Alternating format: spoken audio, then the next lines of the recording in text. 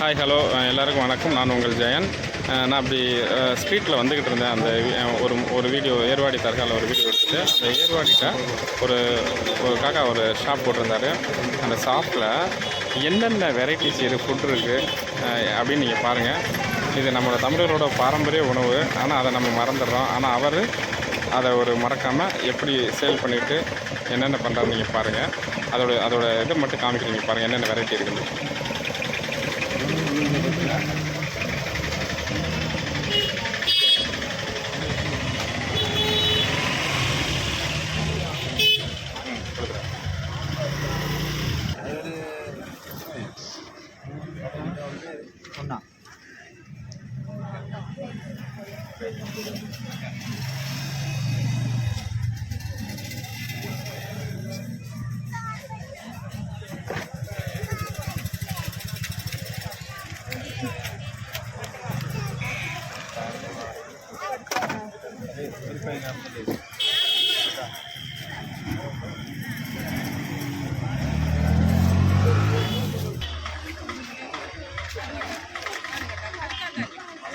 கட்டாச்சா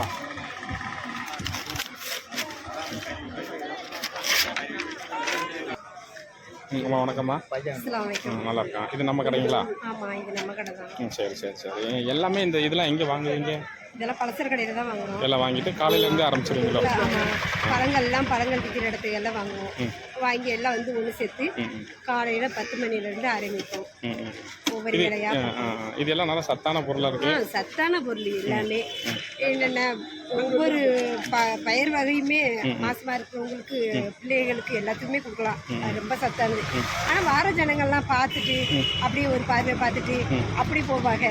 நாங்களும் இப்படியெல்லாம் ஒரு பார்வை பார்த்துட்டு வராங்களே, ஒரு நல்ல பொருளை வாங்கி சாப்பிட மாட்டேங்கிறாங்களே, நல்ல பொருளை வாங்கி சாப்பிட மாட்டேங்கிறாங்க. இதெல்லாம் வாங்கி சாப்பிட்டாக்கா கடையில் விற்கிற பொருளை வாங்கி சாப்பிட்றதுக்கு இந்த பயிர் வீட்டில் செய்கிறதுக்கு எவ்வளோ கஷ்டமாக தான் இருக்குது. நம்ம சாப்பிடணும், ஒவ்வொரு பொருளை அதை செய்யணுமே, அது ஒரு சங்கடமாக இருக்கும். இப்படி விற்று வைக்கிறத அவிச்சு கொண்டுட்டு வர்றத பொருளை வாங்கினா எவ்வளோ நல்லது தான். அவங்களுக்கும் நல்லது. அந்த 10 ரூபா காசை பார்க்குறாங்க. ஊர்லேருந்து வராங்க, அவங்க ஊர்லேருந்து வராங்க, எவ்வளவோ காசு செலவழிச்சு என்னென்னலாம் வாங்கி சாப்பிட்றாங்க. அது சத்து கிடையாது. என்ன பொருளெல்லாம் இருக்கும் அதெல்லாம் வாங்கி சாப்பிட்றாங்க. இதை பார்த்தாக்கா ஒவ்வொரு ஐட்டமும் நல்ல பொருளுங்க. கிழங்கும் ஒரு சத்து, பைனாப்பிள் ஒரு சத்து. அதுல இன்னொன்னு மெயினா என்ன இருக்குன்னா, நான் பார்த்தேன் இந்த காணப்பயிரா. காணப்பயிர் ரொம்ப சத்து, ரொம்ப உடம்புக்கு நல்லது. அந்த கொழுப்பு கொஞ்சம் குறையும், சத்து வெயிட் கொஞ்சம் குறைக்கும். அந்த அந்த அந்த இது என்னன்னாக்கா தர்மம் பிடிச்சிருந்தாலுமே நல்லா அது யூஸ் ஆகும். அது சாப்பிட்றது ரொம்ப நல்லது. அது ஃப்ரூட்ஸ் எல்லாம் இருக்கு. எல்லாமே நான் பார்த்தேன், எனக்கு ரொம்ப பிடிச்சிருந்தது. இப்படி இது வரைக்கும் நம்ம ஏரியாவில் நான் பார்க்கவே இல்லை. ரொம்ப சூப்பராக இருக்குது. நான் அதை வீடியோ போடுறேன், ஃபேஸ்புக்கு, வாட்ஸ்அப்பு எல்லாத்துலேயும் இருக்கேன். நீங்கள் பார்த்து சந்தோஷப்படுறேன். இது எல்லோரும் மக்களை போய் சென்றடையணும். ரொம்ப நன்றி. இன்ஷால்லா எல்லாமே நல்லா தான் நடக்கும். ஓகே. அப்போ பார்த்தீங்க, கேட்டிருப்பீங்கன்னு நினைக்கிறேன். இதுதான் அந்த காக்கா. அந்த காக்கா ரொம்ப இன்ட்ரெஸ்ட்டாக பிஸியாக இருக்காது. அதனால் நம்ம இப்போ அவர்கிட்ட பேச முடியலை. பாருங்கள், இவ்வளோ டீட்டெயிலாம் எல்லாமே இருக்குது. வெள்ளரிக்காய் எந்த நோய் இருந்தாலும் சரி, சிகரெட்டு குடிக்கிறவங்க எதாக இருந்தாலும் சரி, வெள்ளரிக்காய் சாப்பிட்றதுக்கு ஆட்டுக்கு நல்லது. பைனாப்பிள் தனி மிளகு பொடியை போட்டு நல்லா சாப்பிட்டோம். ஆட்டு க்ளீன் பண்ணி நல்லா சுத்தப்படுத்தும்.